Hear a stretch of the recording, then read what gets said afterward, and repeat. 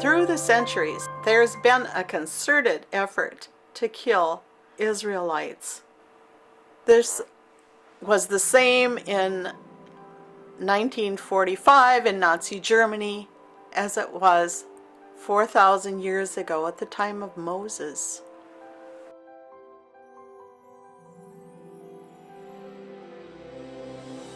In a terrible famine, Joseph had brought the Hebrews into the land of Egypt. Now they were multiplying. And Pharaoh's sacred scribes, who worshipped Baal, wanted to warn him that there was a deliverer that was going to come out of the Israelites that would do great harm to Egypt. Now, how did they know that? They knew because they had a familiar spirit. They worshipped Baal, and they had a familiar spirit, which is what a medium or psychic would have. So the scribes warned Pharaoh that this baby that was going to be born among the Israelites would be Israelites' deliverer. Pharaoh decided to kill all of the Israelite baby boys, but do it covertly, not to raise any suspicion from the parents. Why just the boys? Well, they could use the girls as servants, but the boys were where the leader would come from. So Pharaoh told all the midwives to sneakily kill the Hebrew baby boys as they were being born. The midwives, in good conscience, couldn't do this. And the word got back to Pharaoh that there were still many Hebrew baby boys being born alive. Pharaoh was furious. He commanded, "Why haven't you done what I told you to do? Why are these Hebrew baby boys still being born alive?" Well, the midwives, who had talked amongst themselves for an acceptable answer in case this question would come up from the government, said, "Well, the Hebrew babies are just born too fast. Before they even get a chance to kill them, they are already born." Outraged, Pharaoh commanded the people, Hebrews, to throw all their baby boys into the Nile River, but to keep the girl babies alive so they could become slaves. And if the Hebrew families did not comply, their entire family would be annihilated. Well, the new command broke the hearts of the Hebrew people. Newborn baby boys were ripped from their parents' arms and thrown into the Nile River, where crocodiles and poisonous snakes abounded. Weeping and falling on their weakened knees, they cried out to the God of their fathers, Jehovah, for help. If the Hebrews wouldn't give up their baby boys, all of them would be killed. There was much crying and heartbreak as parents, family after family, threw their babies into the river.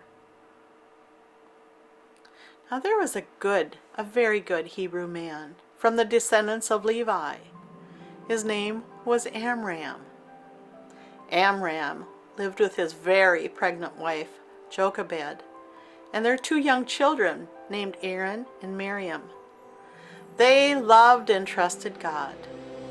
Each day they prayed for the Israelites to return to the land of Canaan that had been given to them by their ancestor Abraham, and God had given it to Abraham. They longed to escape Egyptian slavery and protect their unborn children. Jochebed, Amram had 2 other children, Miriam and Aaron. Amram was concerned for the annihilation of all of the Hebrews, since all male babies under 2 were being murdered by order of Pharaoh.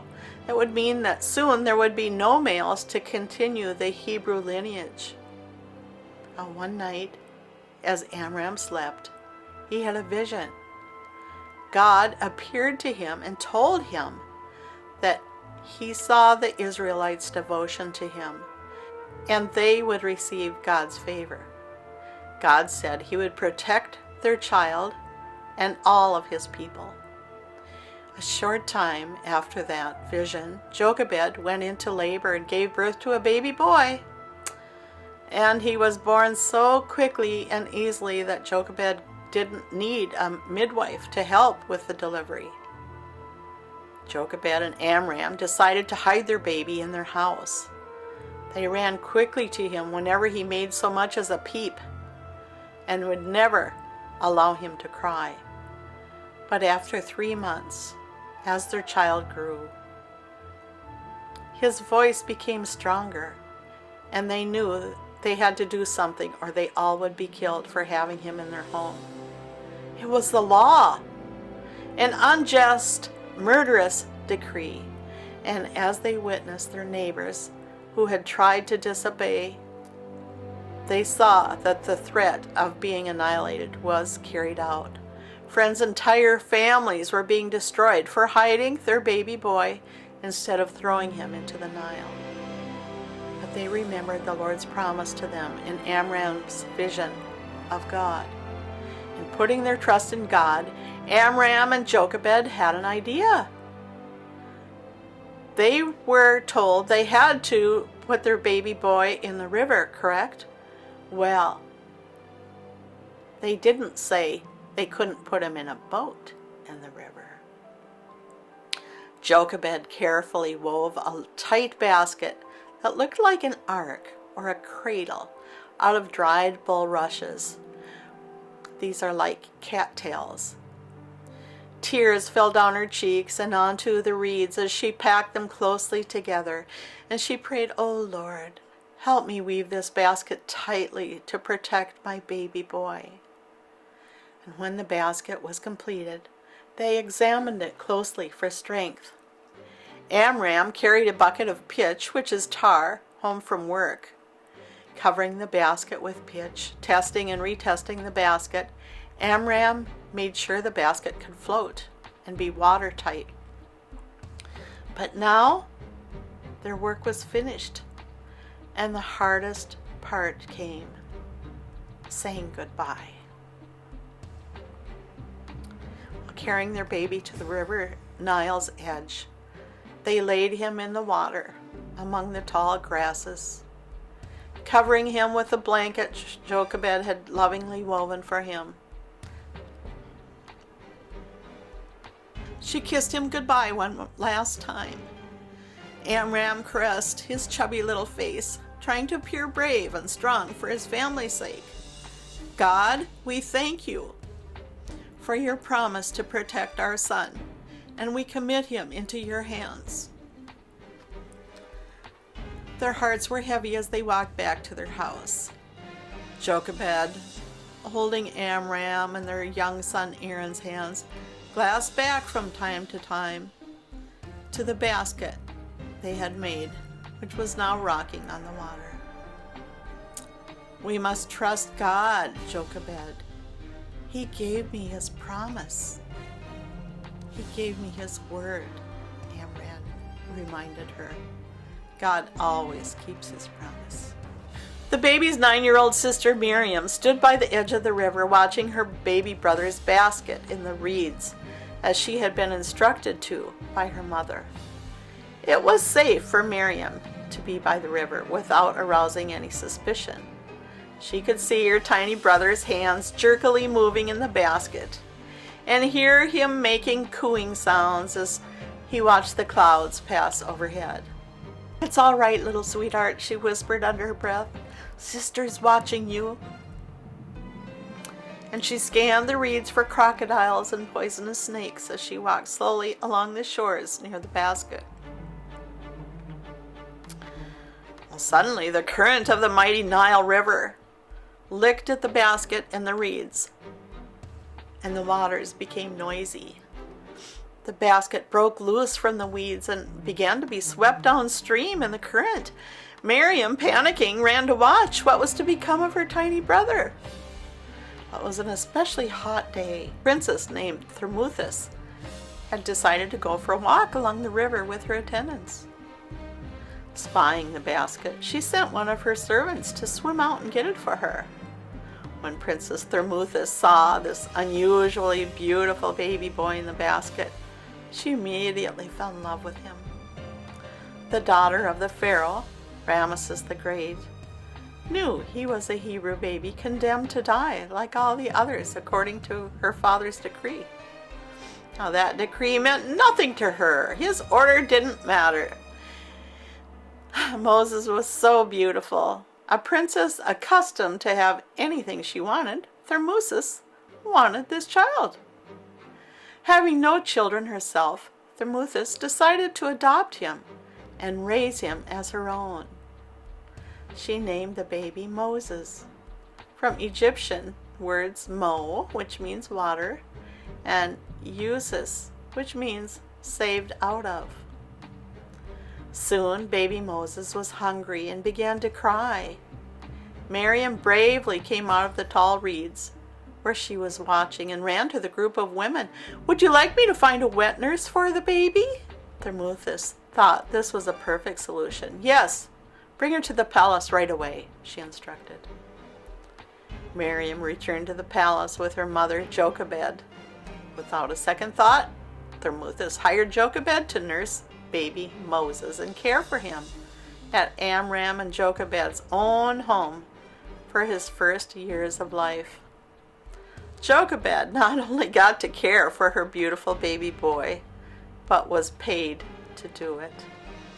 God had kept his promise to Amram. When Moses was 3 years old, he no longer needed to be nursed by his mother. Jochebed, trusting God for his son's life, returned him to live at the prince's palace with Thermuthis. God had created some very unique qualities in Moses. He was unusually handsome. People would do a double take of him when they walked by. His intellect was well beyond his words. This is according to the first century historian Josephus Flavius. Princess Thermuthis presented toddler Moses to Pharaoh. "Father, I have brought up this child who is divine," she said. "I have received this child from the bounty of the river in a wonderful manner. I thought it proper to adopt him for my son and be the heir of your kingdom." Thermuthis set the child on Pharaoh's lap. Pharaoh, enjoying Moses' unusual attractiveness, smiled and affectionately hugged Moses close to his chest. Removing the crown from his head, Pharaoh playfully placed it on Moses' head, where he imagined it would be worn one day. Moses grabbed the crown, throwing it to the ground, and jumping down from Pharaoh's lap, Moses began kicking the crown across the marble floor with his feet and then stepping on it. The Pharaoh's sacred scribe, the priest to the 80+ gods that the Egyptians worshipped, made a violent attempt to grab Moses. "You need to kill this child! He will put all Egypt in danger," he yelled in a rage. "Didn't I warn you about a Hebrew deliverer? Well, this is the child that puts us in danger. He must be destroyed." Princess Thermuthis scooped Moses up into her arms, quickly leaving the Pharaoh's throne room. Pharaoh, amused by the child, was not interested in following up on the sacred scribe's warning. So young Moses was educated at the Pharaoh's palace with the best education available. Egyptian sacred scribes of Pharaoh nervously watched Moses, thinking that at some point Moses would take sides with the Hebrews should they decide to rise up against Pharaoh. The Israelites had great hopes of things Moses would do in their behalf. Historian Josephus Flavius tells us that Pharaoh's evil advisors consulted their oracles and prophecies for ways to rid Egypt of Moses as he matured into a man. The Ethiopians had begun sneaking into Egypt to destroy their cities, killing and kidnapping their people and stealing their treasures. Egyptian armies to this point were unsuccessful in stopping the raiding Ethiopian parties. When a seemingly hopeless fight broke out with neighboring Ethiopia, they had Moses appointed general of the Egyptian army. Surely there would be no way for the Egyptian army to come out alive from this battle. The Egyptian elite whispered among themselves. But the Hebrew God, Jehovah, was, as always, a miracle-working God even then, loving to protect his people. Pharaoh's evil advisors ordered Moses to lead a battalion to fight the Ethiopians. They were sure Moses would take ships to make war with the Ethiopians, as his unsuccessful successors had done. It was obvious, they felt, that Moses would not lead the army through the desert, which was filled with poisonous snakes. No one could make it through the desert alive.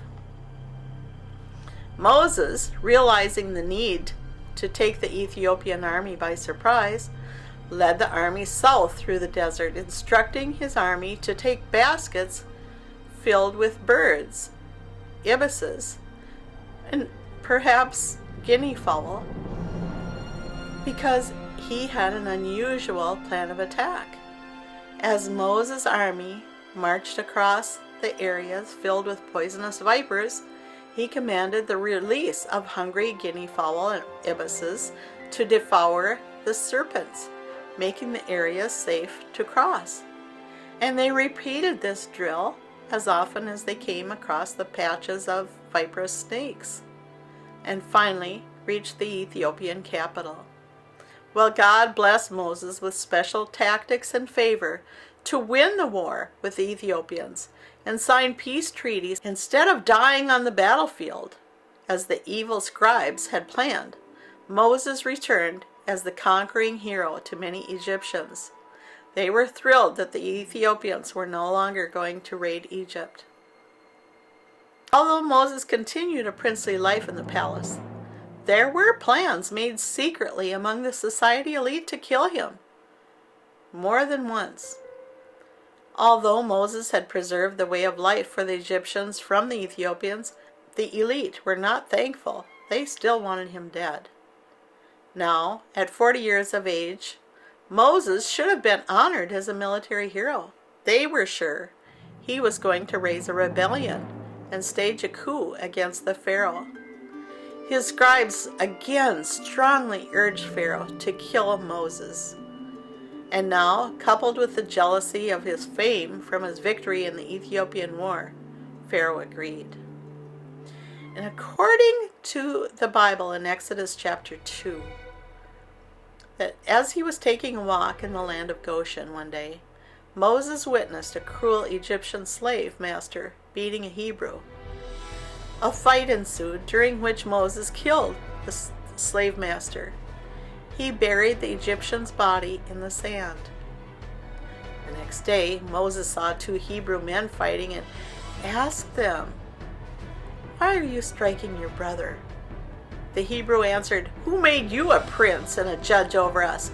Do you intend to kill us like you killed the Egyptian?" And Moses was afraid that everyone knew what he had done. Pharaoh heard of it and decided to kill Moses. But Moses fled to the land of Midian. Now on the run from the law of Egypt, Moses was tired, hungry, and thirsty. He found a well and went to drink and rest.